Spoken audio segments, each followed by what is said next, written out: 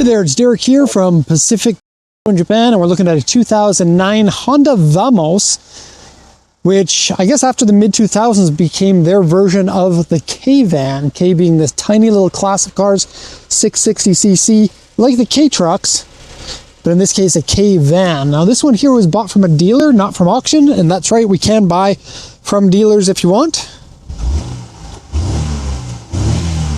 Very, very nice. Look at the mileage, 21,000 kilometers. And the car is close to immaculate. This is a very incredibly nice looking K-Van. So because it was bought from a dealer, we don't have an auction inspection sheet. So basically we go off of what the dealer is telling us over the phone and the pictures that the dealer gives us. Excuse me, in this case, we got a near perfect condition car. There's really only one area of damage on the outside and the inside looks immaculate. So let's take you for a stroll around it. This thing is teeny tiny. It's about half the size of a typical minivan. You're looking for a commuter vehicle, four-wheel drive. This one here, I don't think is four-wheel drive, but you can get them in four-wheel drive. Something that's going to be good on gas. Not particularly good on the highway, honestly, but a very good little city runabout. In terms of top speed, well, this one's going over to Canada, I believe. I'll have to double check that, but Canadian highways top out at 120, which means you can go 130/140. That's a little bit fast for this. It's possible to do it, but you're revving that tiny little engine quite a bit in order to get that high. Up to 120 kilometers an hour, you probably shouldn't have any problems. That's the speed limit here in Japan. Well, that's how fast people go on the highways here in Japan as well. And therefore, the cars are really made to do that speed. The Vamos really looks like nothing else out there, even compared to the other K vehicles. It is boxy/modern. Those headlights, nice and clear and clean, has a good looking front end. The purple paint on is unique. I've never seen this color. And take a look, it's sparkly and nice. Doesn't have the look of tarnished paint that you'll typically get on any K-Vans or K-Trucks that are left out in the sun.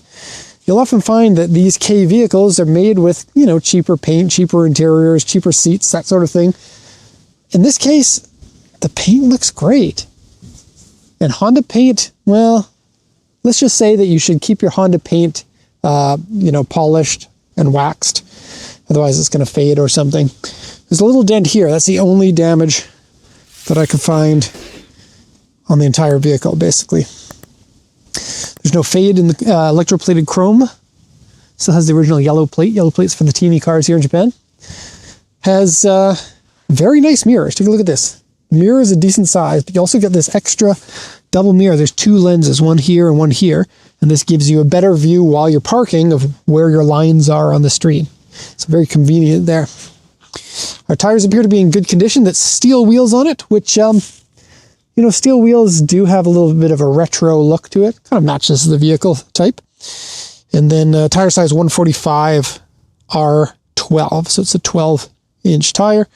Very cheap. You can still, I believe you can get these in North America. A ton of people are getting their K-Vans and trucks with the ability to buy tires there. And look how clean that is coming down the side. Any vehicle that's flat-sided like this is, any dents or damage is really going to stand out. But as you can see, it is incredible.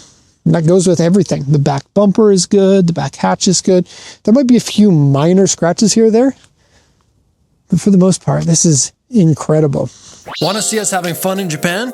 Go check out our new channel. Link in the description. And the reason why I'm paying so much attention to this is K-Vans are usually not in incredible condition. It's pretty common. Let me just go to the hatch now. It's pretty common for them to be used for work.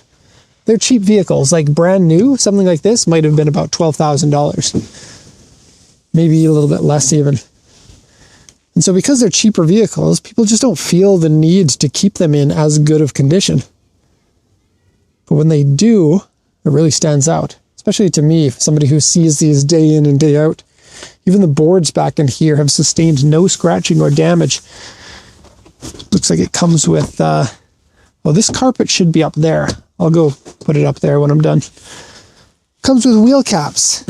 I suppose it makes sense to throw these on. They're not in the best of condition, but these wheel caps will go on there. So before it ships, I'll put all of those on for you. Immaculately clean inside here. flip down seats, and those seats flip right into the floor, and that gives you a full flat floor from here up until the front 2 seats.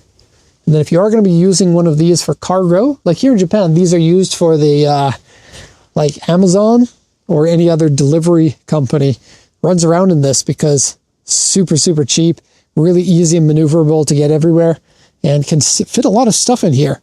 Load it up to the top, you'd be surprised how much you can fit in there. Okay, let's go now to the back seats. By regulation, these K vehicles can only have 4 seats. That's the max. Okay, so a sliding door on either side. There are manual sliding doors, so that means fewer things to potentially go wrong. The seats are decent. You can absolutely fit an adult into these seats. You are sitting a bit upright, but leg room isn't really an issue. As you can see, I've got enough room there. And so car seats in here would be possible. Absolutely. Here's a look at the front. And yeah, it is narrow from here to here. So if you're a wide boy or a wide girl, you might want to think twice about a K-van. They are still doable, but you might feel a little bit cramped inside here. To compensate, they have really thin door cards. And look at this, wind-up windows. I didn't know any car of this era had wind-up windows. And look at that, the window. There we go. We'll go all the way down. And the back windows are not openable, it looks like. Oh my gosh, take a look at me. That's a ton of headroom between me and the top of the car. Roll that back up like we're in the 1970s again. Okay, let's head now to the front. Front driver's side. A few minor scratches here. Okay, so it doesn't smell like cigarettes, which is nice. Of course, you can ask the dealer something like that before you buy from them. Hey, what does it smell like? And they'll tell you, hopefully honestly. Looks like we have a bunch of stickers for servicing that was done to the vehicle down here. So it's 7,900 kilometers and 1,800 kilometers and 6,300 kilometers. Those were change the oil, change the oil, change the oil. Okay, so here next at 19,000 kilometers, you should do what? Engine oil. And oil filter is not needed at that time. They only change the oil filter every second time here in Japan. It's the norm, which I think is fine. Oil filters, they're good for more than one oil change. I probably wouldn't do more than 2, but something interesting to consider because in the like the going way of doing it is every time you do an oil change, you also change the filter in North America. Hobio. These are not floor mats from the Vamos, I think. But that's weird. They fit in there perfectly, so maybe they are. Don't know why they say Hobio then.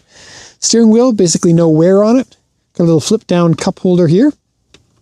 Just a simple thing. You can definitely see the vehicle's industrial roots with something like that.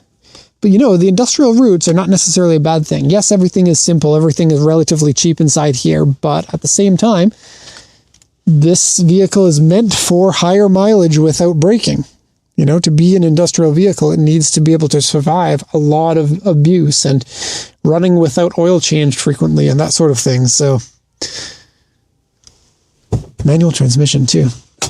Has been smoked in? Yes, has been smoked in once. It does not at all smell like cigarettes inside.